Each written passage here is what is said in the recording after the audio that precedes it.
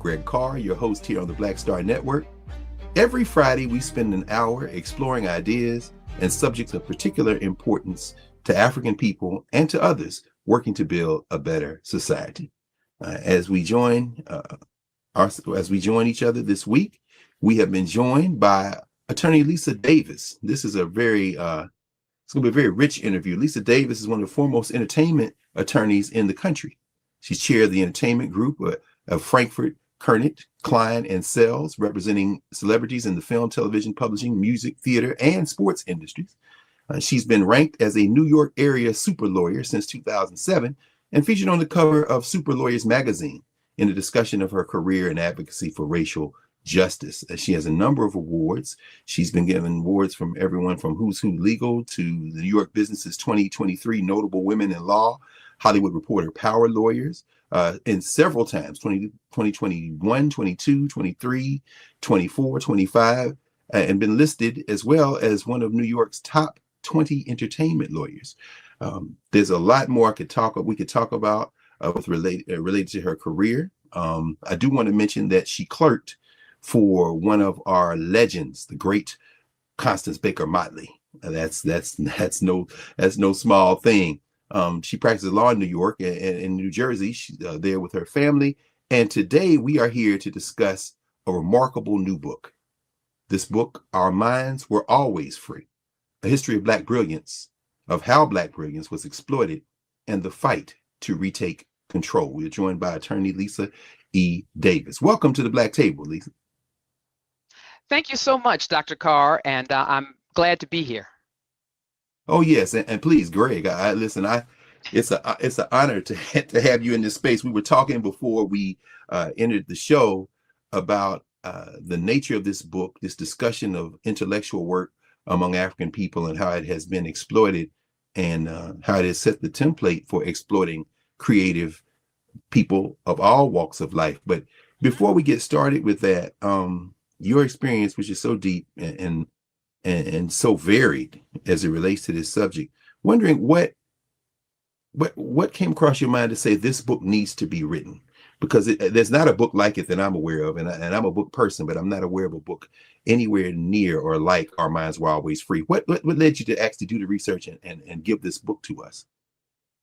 Well, what made me think about exploring this topic in depth, I've had a 3-decade plus career representing creative people of all stripes in the entertainment industry.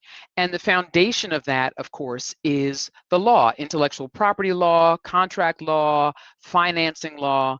And I had a front row seat to seeing how embedded biases often impact the kinds of deals that people get, whether they get to monetize what they've created.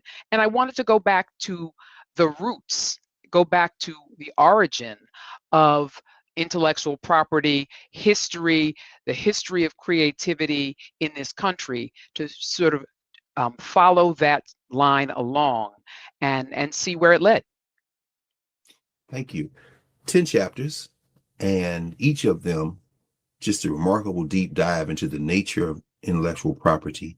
As Eric Lott wrote some years ago in a book on blackface minstrelsy, of love and theft. We love our culture, love our creativity, but are also stealing.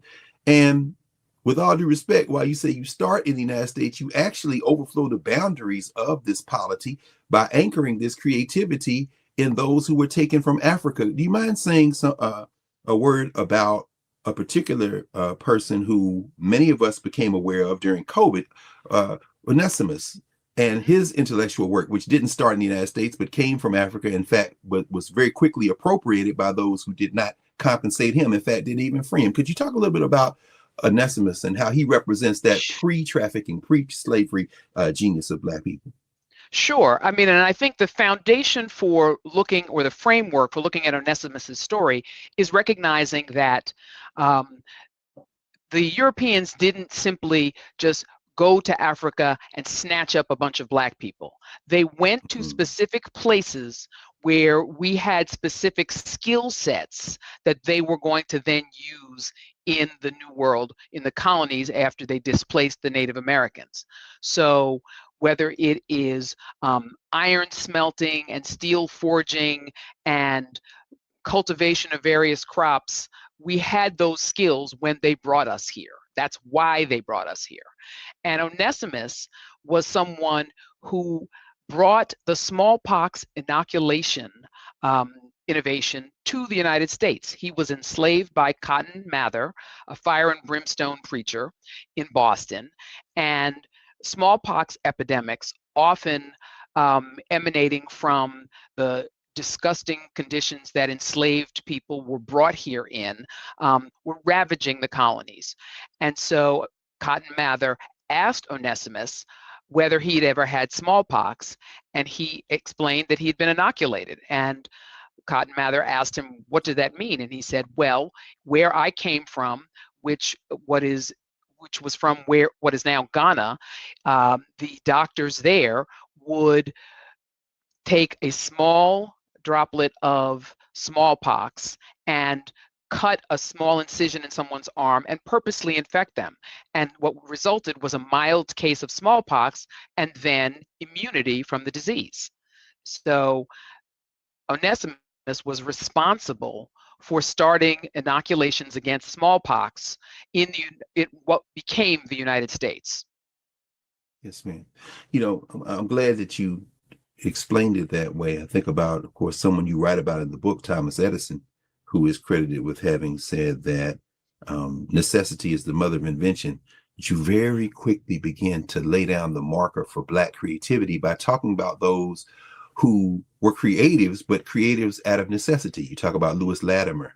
You talk about Eli Whitney, and young people think, oh, Eli Whitney invented the cotton gin. You clear that up very nicely. So, I mean, in terms of people creating out of necessity, could you talk a little bit about these examples of Black folk who are creating, but then not getting credit for what they did, which was really almost like applied science as they were moving through the world?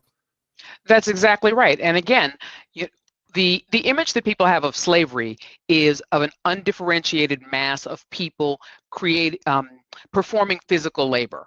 And no one thinks about the life of the mind of those people. But again, as I mentioned, since we came with skills, we were not an undifferentiated mass. And as we were working, we were looking to figure out ways to make that work less backbreaking for us. So with the cotton gin, there was an enslaved man named Sam who had come up with that gin based on something that his father had shown him. And then Eli Whitney simply mechanized it and patented it. But we have the record showing that the actual cotton gin mechanism was originally invented by an enslaved man. Then there was a double-bladed plow, which was invented by someone only known as Ned, whose trafficker tried to get a patent in his own name and was frustrated because the thing about patent law, if you are not the inventor, you cannot get a patent. And to me, what was most shocking in my research was the doggedness with which these traffickers tried to change the law and own the product of the enslaved people's minds.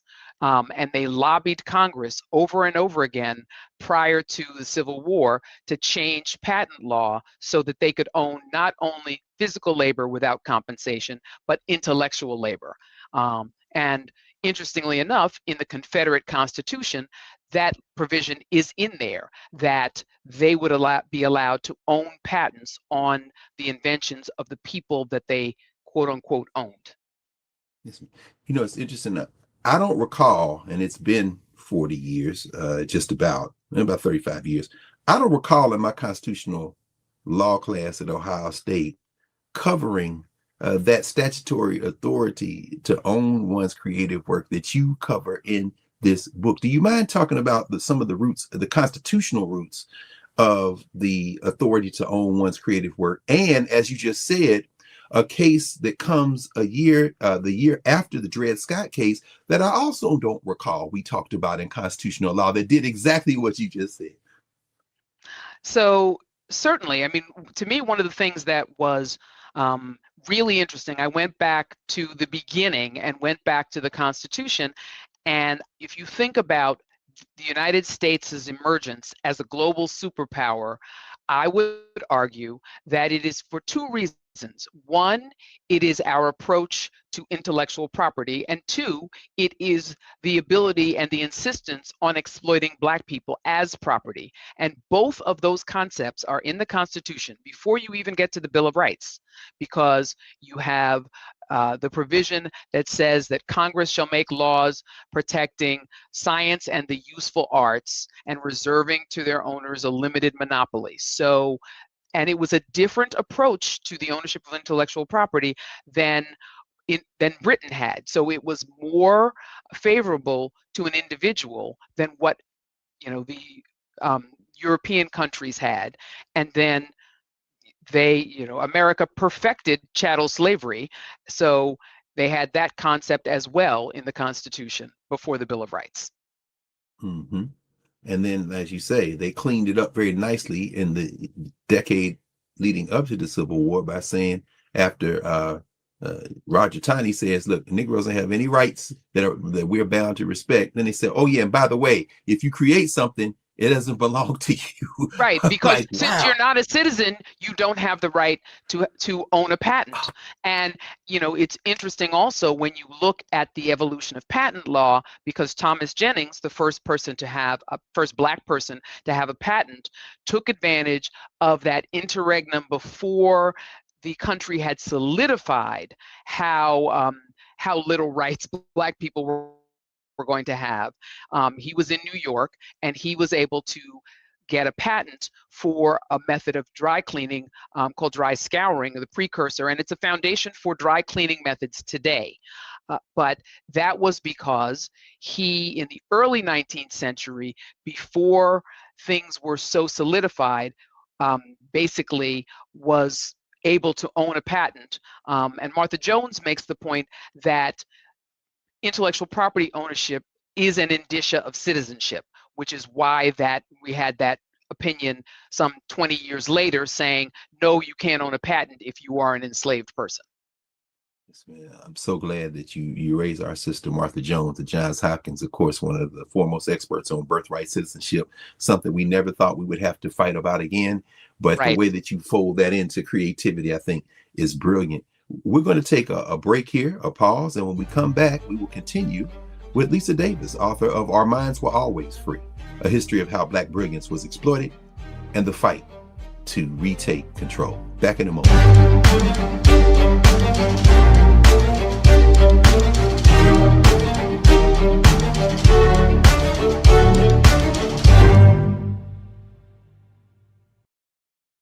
I'm Brittany Noble, Midwest-born, HBCU educated with experience in newsrooms across the country. Well, I've teamed up with Roland Martin to bring to you The Breakdown. This isn't just news. It's our stories, our voice, our community.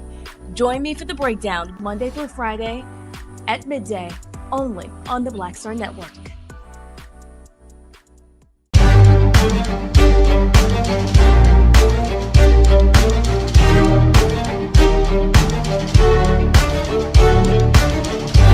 Welcome back to the Black Table. We are with author and attorney Lisa Davis, author of Our Minds Were Always Free. Lisa, when we left, you had walked us right up to the Civil War, and in the aftermath of the Civil War, of course, we see Black creativity continuing unabated. And then the technology continues to develop, continues to shift.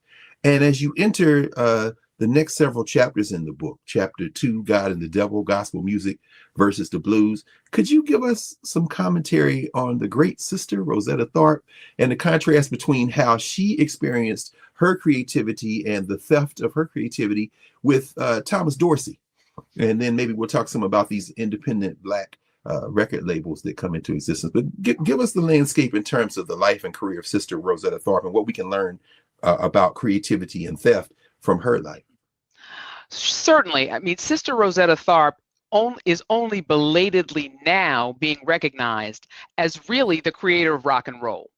She was a gospel artist, a singer, and guitarist, and she was known for literally, people would say she made her guitar talk. And she recorded the first rock and roll record in the 1940s. Strange things are happening every day. And yet, again, was not recognized. Yet the people that we do credit as pioneers of rock and roll, Chuck Berry, Little Richard, Elvis Presley, Jerry Lee Lewis, they all credit her, they name check her. Jerry Lee Lewis sang her song in his audition for Sun Records. And then she had a fallow period in the late 50s, and then the British rockers, well, actually it was British jazz musicians, brought her over for a tour in the UK. And so the British rockers had exposure to her style of playing, which they all mimicked. And the reason that she could not monetize the methods that she pioneered is because they were performance. And performance is ephemeral, and copyright is only available as protection for creativity if it can be, quote, fixed in a tangible medium. You play the guitar in performance, and then when you finish, it's gone.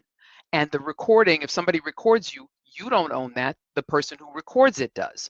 So there was an ability to mimic and copy what she did, not even name her, and not pay her. So yes, she got paid for performing, but that was it. There was nothing to create a passive income stream. Thomas Dorsey, by contrast, really created modern gospel, Black gospel music. He was a blues artist who toggled back and forth between the secular and the sacred. For the beginning of his career, was an accompanist for Ma Rainey, and then had a mental health crisis, which precipitated a spiritual awakening, and he decided to dedicate his musicianship and his life to the church. He was a mentor for Mahalia Jackson, and what he did, first of all, he wrote and arranged spirituals, and so he had copyright interest in the compositions. I believe he had about 400 songs that he had copyright ownership in. And in addition, he set up the institution that routinized Black gospel choir performance style. And he was the president of that organization until he died. So he had something like a 50-year run really structuring gospel music, structuring intellectual property. So he understood the importance of copyrights, and he understood the importance of an institution to regulate, in effect, how Black church choirs would perform. So that's a real difference. That's very interesting because, thinking about our sister Viola Davis portraying Gertrude Ma Rainey, Columbus, Georgia's Gertrude Ma Rainey in the August Wilson play, and then film adaptation, Ma Rainey's Black Bottom. And of course, as you mentioned her, out of the foundation of Ma Rainey springs a figure that emerged prior to Sister Rosetta Tharpe, the great Bessie Smith. And by contrasting, as you did, the distinction between Sister Rosetta Tharpe and Thomas Dorsey, it allows us now to have you maybe say a few words on how that previous generation sees, if not the same thing, something very similar between someone like a Bessie Smith, a protege, of course, of Ma Rainey, as you write, and Harry Burleigh, who seems to also have. Could you talk to us about this distinction, and maybe even some of the gender implications and class implications of that? Certainly. I mean, Bessie Smith, that is such to me, a tragic story, because in 2026, almost 100 years after she died, everybody knows who Bessie Smith is. And yet, despite that, she made tons of money while she was alive, but that ability to earn money died with her. She rescued Columbia Records from bankruptcy, and yet had a recording contract that didn't pay her any royalties. So the only money she made from the songs she recorded were the session fees. And then by contrast, Harry Burleigh, who had the advantages of being male, being middle to upper middle class as a Black person, being light-skinned in a society that was very colorist, was able to harness intellectual property. He wrote what were called art songs. He arranged Negro spirituals. He was a founding member of ASCAP, which is the Public Performance Society that tracks the performance of copyrighted works in hotels, malls, restaurants, bars, stadiums, and creates another income stream for copyright owners. So when he died, he left an estate that was worth about $4 million in 1949, such that his family members were fighting over it. So that's a real distinction. And of course, Bessie Smith had an impoverished childhood in the Deep South, in an incredibly racist place. So she had none of the advantages that Harry Burleigh did. I feel like there's something cultural there in terms of the distinction made in the law and in intellectual property in particular between the performance and the recording. This obsession in Western culture with the thing itself as opposed to the process.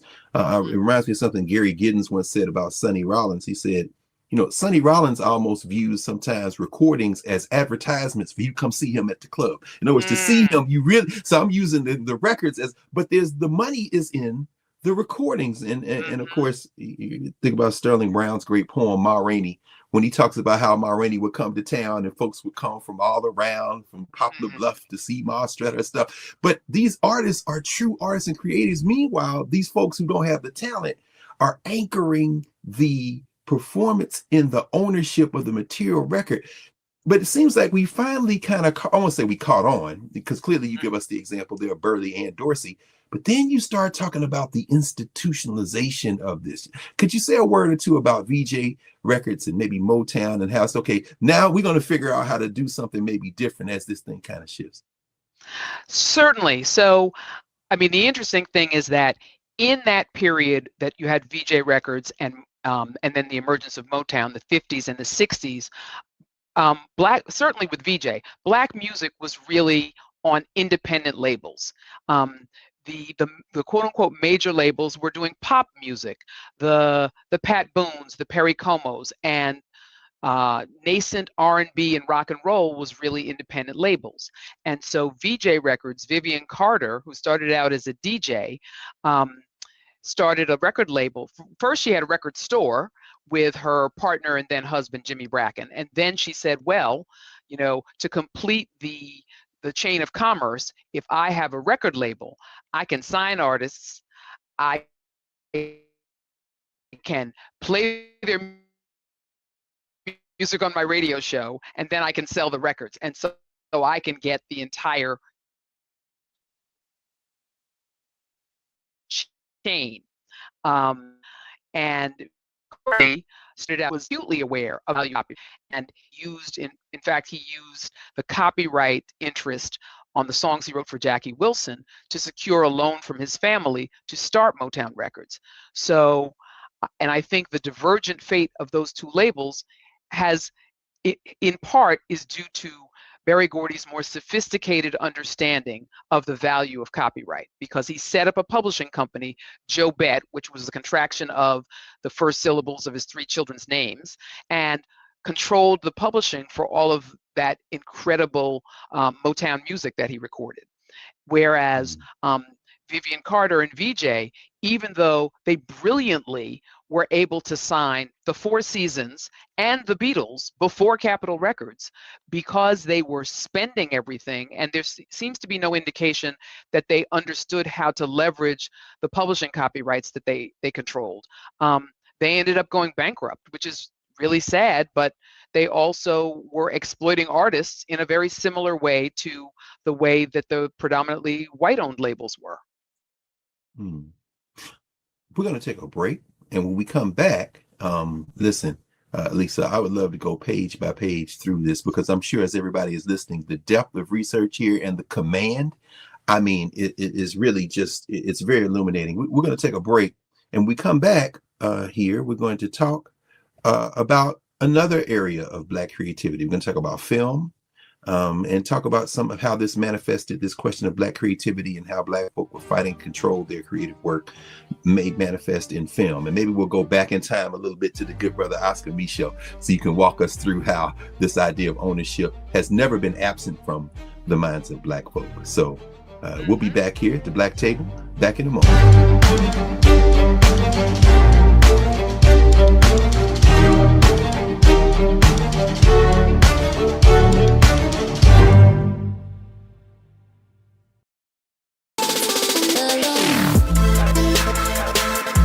Hey y'all, welcome to The Other Side of Change, only on the Black Star Network and hosted by myself, Bria Baker, and my good sis, Jamira Burley. We are just two millennial women tackling everything at the intersection of politics, gender, and pop culture. And we don't just settle for commentary. This is about solution-driven dialogue to get us to the world as it could be and not just as it is. Watch us on the Black Star Network, so tune in to The Other Side of Change.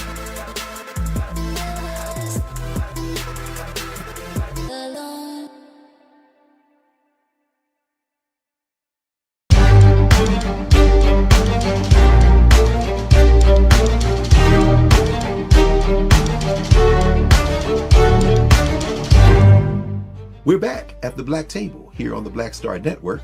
We are with attorney Lisa Davis, whose new book, Our Minds Were Always Free, is giving us a real tutorial in not only Black creativity, but how that creativity has made so much profit for others.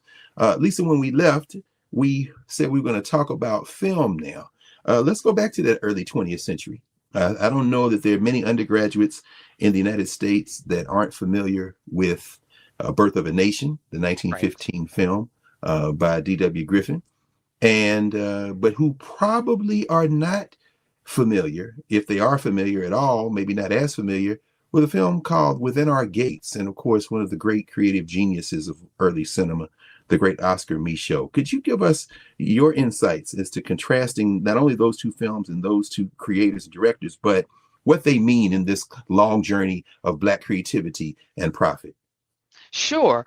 I mean, to me, what was so interesting as in comparing the two of them, of course, Within Our Gates was an answer film to Birth of a Nation, because Black people knew the minute we saw the film, we knew it was racist, we knew it was anti-Black propaganda, and it was skilled filmmaking, just as Leni Riefenstahl is skilled filmmaking. That doesn't make it any less pernicious.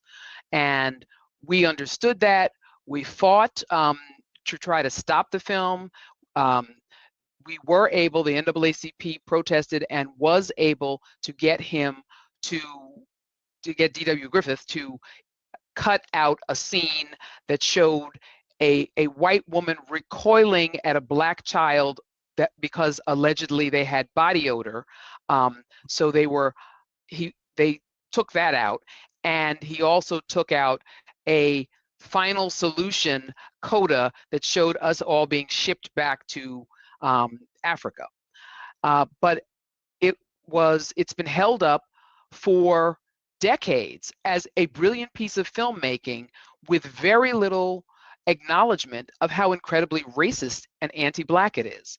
And what was so brilliant about Oscar Micheaux's film is that it was nuanced. It was a response, but he didn't show every Black person wasn't, an angel. There's a reprehensible Uncle Tom who basically frames an innocent Black person for the murder of a white man. And ironically, when the lynch mob can't find the person they're looking for, they turn on the Uncle Tom and lynch him. And there's also a wonderful white philanthropist who helps the main character in her fundraising efforts for a Black boarding school. So it's much more nuanced, and yet Oscar Micheaux's film is the one that was censored because of the depiction of lynching, and also is the film that was not protected under copyright. So when you go to the Criterion Collection, what you find is a restored copy that was found in Spain so that it has Spanish language subtitles to it, because it was not protected under American law, and almost disappeared. You know, gosh, so many thoughts come to mind as you're narrating this. You know, it seems as if Oscar Micheaux wasn't gonna miss no money when he was writing his novels, The Homesteader, where he's out here selling them, he's showing his film. And you write earlier in the book about a fascinating family in Davis Bend, Mississippi. The time, what is it? Isaiah Montgomery, the Montgomerys, right? And the son, if memory serves me correctly, because one of the books you quote is about Davis Bend and about Mound Bayou. I know at one time, I think the son left, Isaiah left Mississippi and went to the Dakotas and was trying to make it, but then came back. You know, but this whole theme of self-determination and business, it doesn't seem to be a new thing. Black people, I mean, Micheaux is pioneering. If he could have brought off what he was bringing off, we might not be talking about what we're talking. Could you talk about some of those early attempts to create these independent spaces where Black folk could profit from their own labor? I mean, there's so many examples. I mean, Benjamin Montgomery, to me, is a fascinating story, because this was an enslaved man in Mississippi, owned by a slaveholder who was inspired by the industrial cooperatives in Scotland, and decided that he would allow the enslaved people on his plantation to retain some profit from basically a side hustle. Benjamin Montgomery was incredibly well educated, because he had been born and enslaved originally in Virginia, and originally had been taught to read and taught mathematics along with the child of his former slaveholder. So he came to Mississippi with these incredible skills, ended up owning a general store and having steamboat captains and white people on the plantation as his customers, and made enough money to ultimately buy his wife's freedom, buy his children's freedom, hire a teacher to educate his children, and then after the Civil War, end up owning not only the plantation where he was enslaved, but the neighboring plantation, which was owned by the brother of his slaveholder, a man named Jefferson Davis, the president of the Confederacy. So that, to me, is just an incredible story. It really is. It really is. And even while the heart of your book, of course, is about entertainment, it's not exclusively that, because by tying into Montgomery's, of course, you show the other forms of creative intelligence. And folks, we all know the name Emmett Till, but we know that surgeon, Theodore Roosevelt Howard, was able to have that house in Mound Bayou, Mississippi, where Emmett Till's mom spent the night during the trial, because it was an all-black town that had come from the mind of Ben Montgomery's son. I mean, that's right. It's also it's so very, very important. And Micheaux conveys some of that sense of Black determination, as you say, self-determination, in a layered sense. And I think about, of course, his film Body and Soul, where young Paul Robeson plays a crazy preacher. Right. Micheaux had this, you know. So a couple of generations later, you see another generation of Black film actors who also aspire to ownership. You spent some time talking about the great Sidney Poitier and what they tried to bring off in the 1970s. And so could you talk a little bit about how these actors say it's not enough of me being in front of the camera or even behind the camera as a director, we need to own some of this intellectual property we're creating? That's absolutely right. I mean, to me, what was so inspirational about Sidney Poitier, he was very clear about the kind of roles that he got over and over and over again in the early 60s. And he said they were one-dimensional.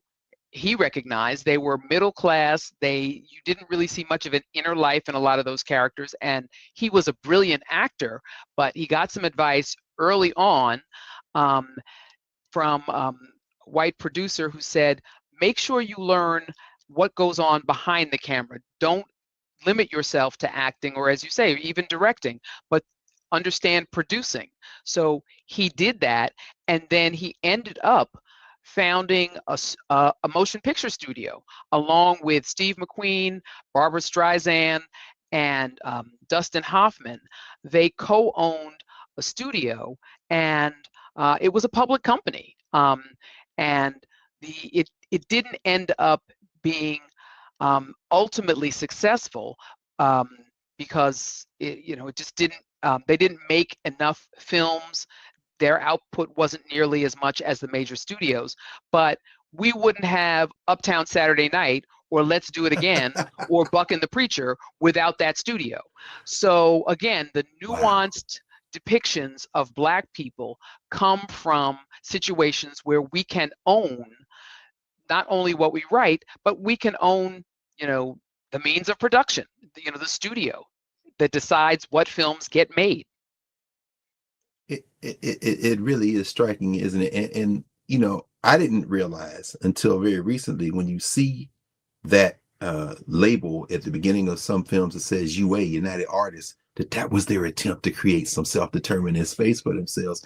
And we love those films, of course. And but you also note that they're called blaxploitation, which is a kind of a very complicated rendering, because you also evoke someone who went out there with a shoestring, spit some bubble gum and backing, and made a film called Sweet Sweetback's Badass Song. How does Melvin Van Peebles fit in this arc that you're laying out for us? Well, I think the way that Melvin Van Peebles fits into this arc is, of course, Sweet Sweetback became the template for pale imitations. And just as when you have a painting and you make prints, the 20th print is not nearly as faithful to the original as the first one, the blaxploitation films took the wrong elements from his film, because he really was making, it was a required viewing for members of the Black Panther Party, because his film was about taking on the man. And I think that he had some of the sex in it, because he said, well, I got to make it entertaining, so it's like a spoonful of sugar makes the medicine go down. If you're trying to put across a fable about Black liberation and about what it would look like if we simply refuse to take what is being dished out, if you leaven that with some sexuality, then you make an interesting, complicated film. And Melvin Van Peebles was somebody that just refused to take no for an answer over and over and over again. He had 5 or 6 different careers over the course of his life. He was in the Air Force, and of course, he was not able to do what most white Air Force veterans do and get a job with a commercial airline. So he went to Mexico and was painting portraits. Then he came to San Francisco and he was a cable car operator. Then he wrote a book about that, and the cable car company fired him. And then he started making short films. And then he decided to take the GI Bill and study astronomy in Europe. And then when his marriage broke up, he moved to Paris, and I don't know whether he knew French before he moved there, but then he started writing short stories and novels in French.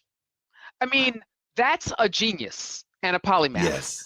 And yes. He, and again, we are endlessly inventive. He took the book that he wrote, made a film of it in France using French government subsidies, entered it into a US film festival as an entry from France, and through that got interest from American film studios. It's amazing. It is. We're going to take a pause. It really is. We're going to take a pause here, and when we come back, we're going to bring this conversation right up into the living now. And for all the young people out here who got caught up in the Kendrick versus Drake moment, well, tell you what, Lisa Davis got something for you too. So we're going to bring it right up into the AI era with Our Minds Were Always Free. Lisa Davis back here at the Black Table in a moment.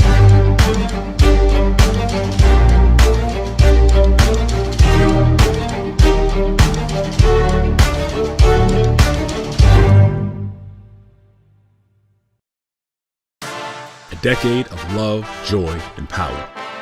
Black Voters Matter is 10 years old, and we are just getting started. This is love with a purpose. This is Black joy in motion.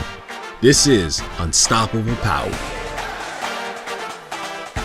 Across campuses, neighborhoods, and back roads, let's go! We show up not just to vote, but to be seen, to be heard, to belong. We ride together, we organize together. We remind each other that our voices matter, because they always have. Black Voters Matter is about more than ballots. It's about housing and healthcare, clean water and living wages, education, reproductive freedom, and dignity. It's about turning pain into action, turning belief into movement, turning community into power. We don't wait to be invited. We bring the energy. We bring the love. We bring the people. Because when Black communities come together, we don't just survive, we thrive. This is how change happens. This is how history moves. We organize, we build, we win.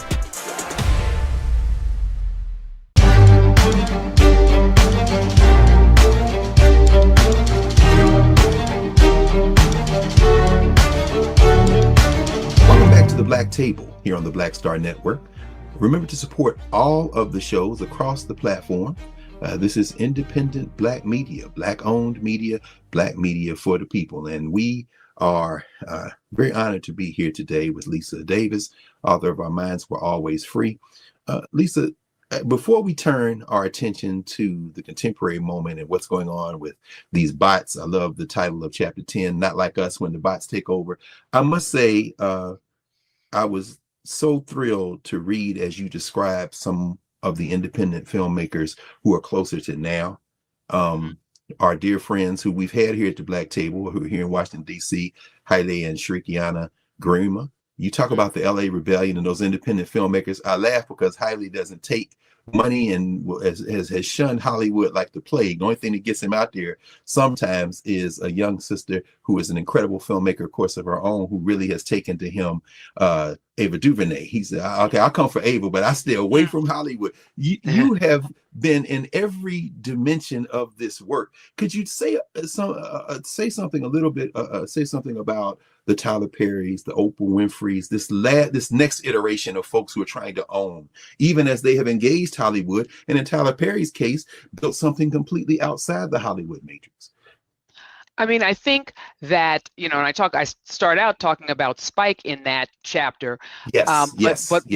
Thank you. What links all three of them is that to the extent that you can own what you create for as long as you can in the process, you can control the image. I mean, the visual medium is so important. And we know from the early Hollywood films with the Stepin Fetchits and Hattie McDaniels that the images that were blasted around the world of us was subservient, comical, fearful, really not main actors in our own lives.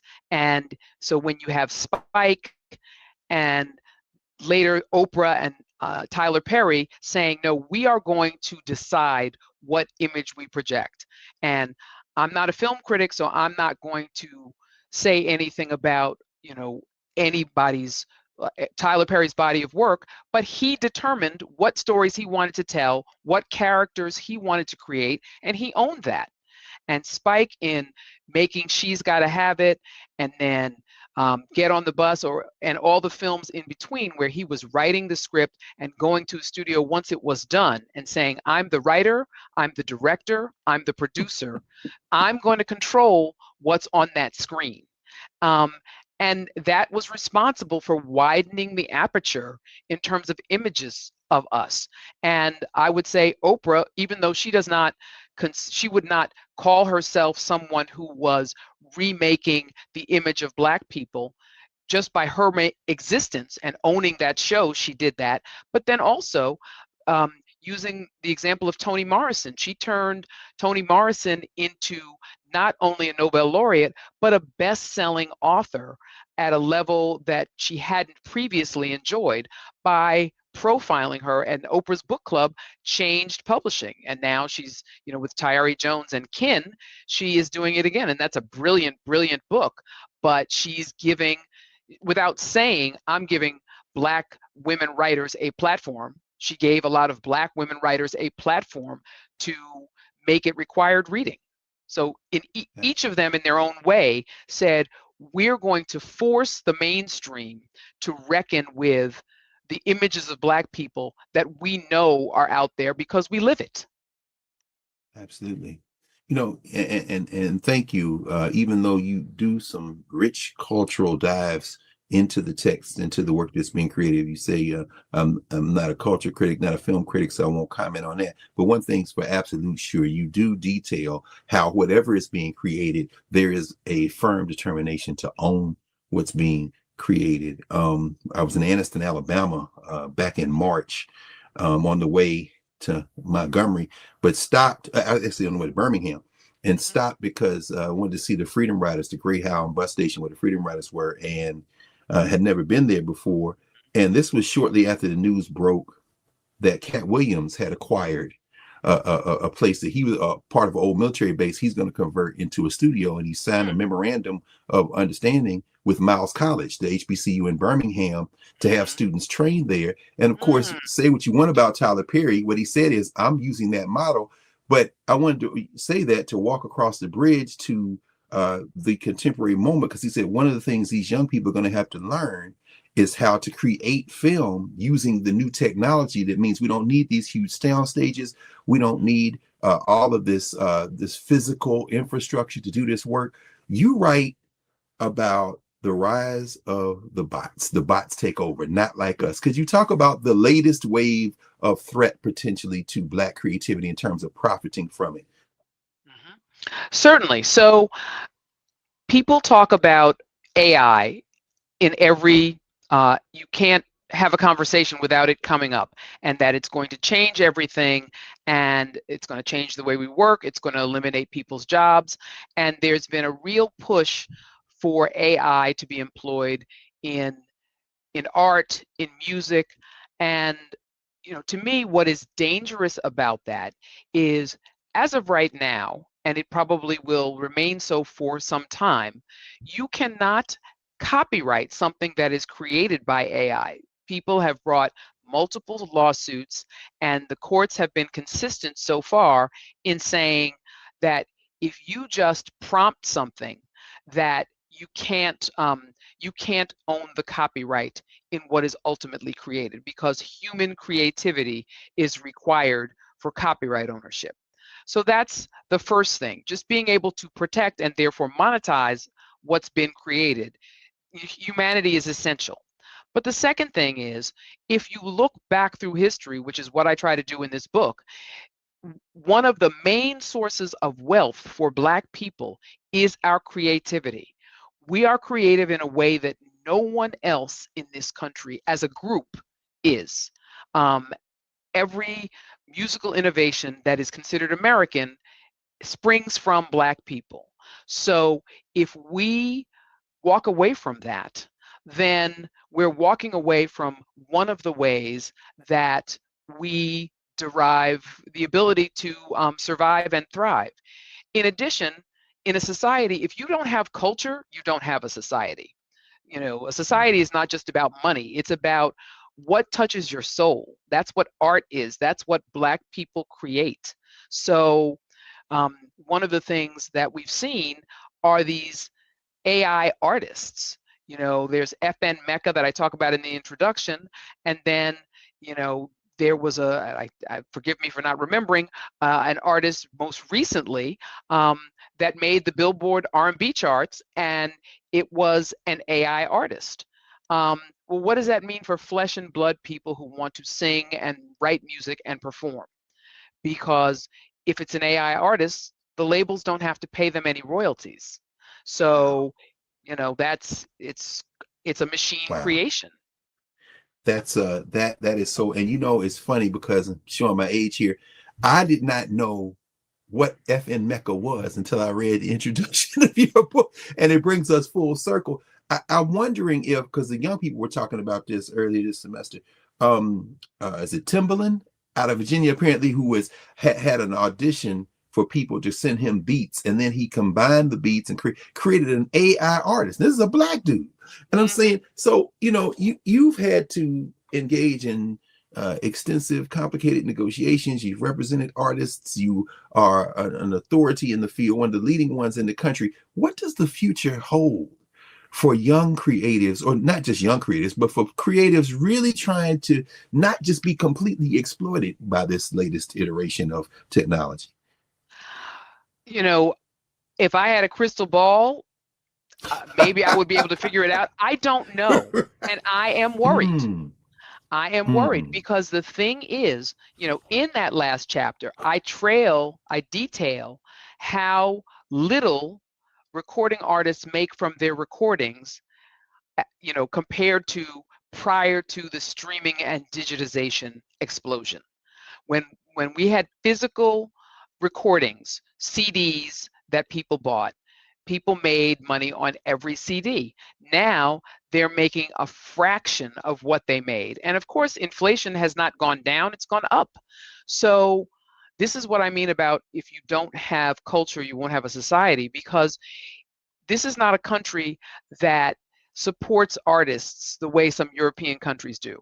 And now we have an administration that has gotten rid of the small ways, the National Endowment for the Arts, that the arts have been supported by the government. So if you don't have that and you have a business model that doesn't pay people enough to live on, who is going to decide to become a musical artist? You can love it, but if you can't feed yourself, you're not going to do it. Yes, ma'am. Absolutely. And of course, in a 200 plus page book, we not only couldn't get to everything, we want to make sure everybody reads, but one of the names that you write about in the context of Billie Holiday and Dizzy Gillespie and others in the criminalization of Black creativity in the 1940s and 50s is Thelonious Monk. And I remember Monk saying, when he said, are y'all worried that people are going to copy y'all and steal your stuff? Monk is like, yeah, by the time they copy whatever we're doing now, we're going to be on to something else. So it seems like that Black creativity is going to continue to echo. Lisa Davis, you've given us a gift with this book, Our Minds Were Always Free. Now, folks, of course, as you begin to go out and meet the people and give book talks around the country, is there a way for people to track where you're going to be and when? Are the book tours being planned? What's on the agenda to get out there and have people be in conversation with you? Absolutely. So they should go to simonandschuster.com and please pre-order the book, because that's important. And then also at Lisa E. Davis Author on Instagram, and I will have all of my appearances listed there. So Simon & Schuster, I love my publisher, and they will have information on how you can pre-order the book, any appearances coming up, and at Lisa E. Davis Author on Instagram. Absolutely. You're on the gram, so you got this thing mastered. That's what we're talking about. Okay, so I look forward to seeing you in person, as I said before we went on, so I can get my copy of the book signed. Poetic Justice, Chef's Kiss, that you would have it drop on Malcolm X's birthday. So the 19th of May, we're going to, and of course, shout out to the ancestors, Malcolm X and Betty Shabazz, his wife and partner. Our Minds Were Always Free, a history of how Black brilliance was exploited and the fight to take control. Lisa Davis, thank you so much for joining us here at the Black Table. Thank you so much for having me. Yes, ma'am. Talk to you soon, and we'll be back in a moment.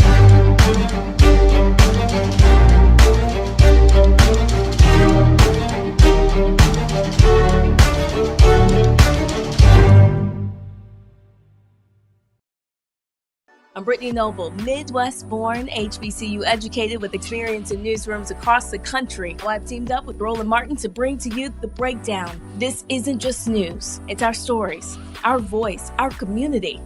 Join me for The Breakdown, Monday through Friday at midday, only on the Black Star Network.